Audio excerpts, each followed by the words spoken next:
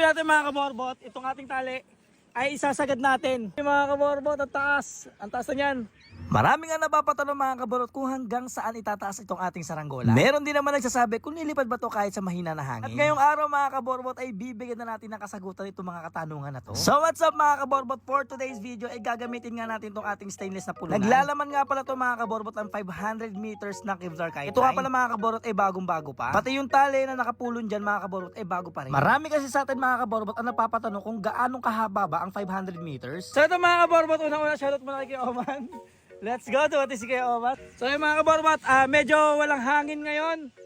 Kita nyo naman yung sa mga puno mga kaborbot, yan, wala masyadong hangin. At titingnan natin kung ito ba ay lilipad kahit ganito yung hangin, sobrang hina. So tara na, let's go. At sumakto pa nga mga kaborbot dahil sobrang hina talaga ng hangin. At isa na rin sa mga katanungan natin ang masasagot ngayong araw na kung lilipad ba to sa mahina na hangin. Dalawa nga sa katanungan natin mga kaborbot ang masasagot kung lilipad ba to sa mahina na hangin at kung gaanong kahaba ba ang 500 meters. Yung iba kasi sa atin ay napapatanong kung gaano kahaba ba yun. At napapaisip kung gusto pa ba nila na mas mahaba pa na tali. Sa akin po mga kaborbot ay sobrang haba na talaga ng 500 meters. At pahihirapan na talaga siya na pulunin mga kaborbot.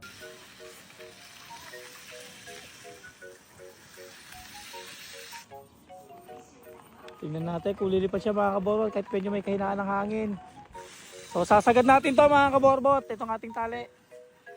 Titingnan natin kung hanggang siya abutin. Isa nga sa kagandahan ng saranggola na to mga kaborot ay kung mahina ang hangin ay talaga malalargahan natin siya. Halos lumulutang na lang kasi itong saranggola na to mga kaborot kahit mahina ang hangin. At sa ganung paraan ay malalargahan pa natin siya na mas malayo at hanggang sa makuha niya yung mas malakas na hangin. So ganun nga ang ginagawa ko mga kaborot sa saranggola na to. Sobrang hina talaga ang hangin eh pwede talaga siyang paliparin. At mas nilalargahan ko nga na mahaba mga kaborot kasi alam ko na mas malakas ang hangin sa taas. Minsan kasi talaga mga kaborot ay sobrang hina talaga o walang hangin sa baba. Pero pagdating sa taas mga kaborot ay sobrang lakas. Kung sa ibang mga saranggola mga kaborot ay pahirapan talaga magpalitan. Madalas kasi nababagsak talaga ang ating mga saranggola mga kaborot kapag sobrang hina talaga ng hangin. Dahil nga sobrang hina, dire-diretso yung pagbagsak ng ating saranggola. Unlike dito sa ating eagle kite mga kaborot ay lumulutang talaga siya. Kaya pwede pa natin malargahan at mapataas para makuha natin yung mas malakas na hangin. At ngayong araw nga mga kaborot ay papakita namin sa inyo na kayang-kaya niya talaga lumipad kahit sa mahina na hangin. Woo! Ayun na mga kaborot, tumataas na siya. Let's go. Ayun pa natin. Larga malala tayo mga kaborbot. Grabe, larga malala. Ayan o. Ayan, nasa baba na yung tali natin. Ayan na, sa baba na yung tali natin mga kaborbot. Ayan, nasa baba. Ayan na. So, let's go. Tingnan natin mga kaborbot. Ating saranggola.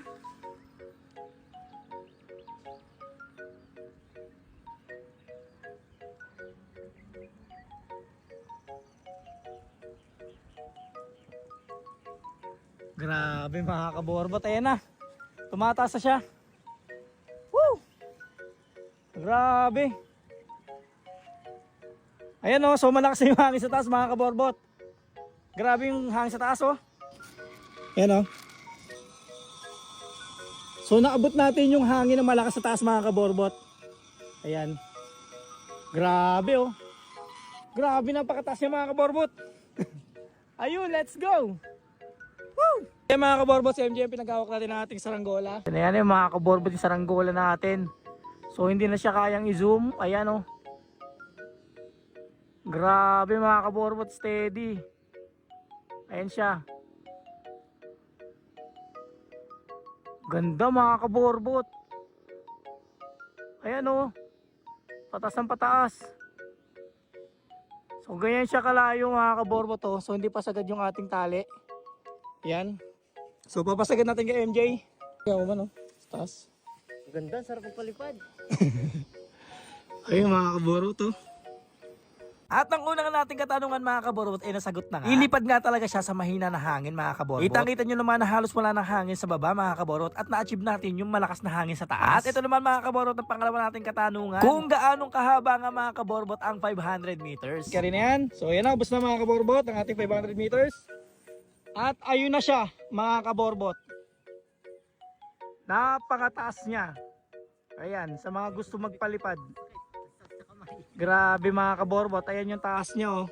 Grabe, baka mapatid to. Grabe.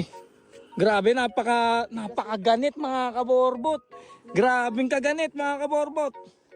Ayun siya oh. Talagang anuan mga kaborbot oh. Talagang payungan siya. Patirik yung lipad niya, hindi pala yung mga kaborbot ha. natin yan. Ayun, grabe. Woo! Mga kaborbot, ayan na yung 500 meters natin. Solid. Ayan, kung sa mga gusto magpatayog na sobrang tayog, 500 meters, solid na yan mga kaborbot. Ayan yung ulap natin, oh. Hindi pala atin yung ulap, pag mamayari ni God yan. So ito, may paparating na tayo dito. Sila Kuya Toto niya yata to. Si Perch, tsaka si Kuya Toto. Let's go. Oh, sobrang astig mga kaborbot, sobrang sulit, sobrang solid. Yung ating Philippine Eagle Kite. Ayan, steady betlog sa taas. Ang lakas ng hangin sa taas. Let's go mga kaborbot. So yun lang mga kaborbot. Na-test flight na natin to. Sinagad na natin yung 500 meters. Pero yung hangin is hindi pa sobrang lakas. Pero yung hangin sa taas malakas. Pero hindi pa sobrang lakas mga kaborbot yung in-expect natin parang bumabagyo. So yung mga kaborbot, siguro test flight pa ulit namin to sa sobrang lakas pa na hangin. At magte-test flight pa tayo sa mas mahaba pa na tali mga kaborbot. So yun lang, let's go!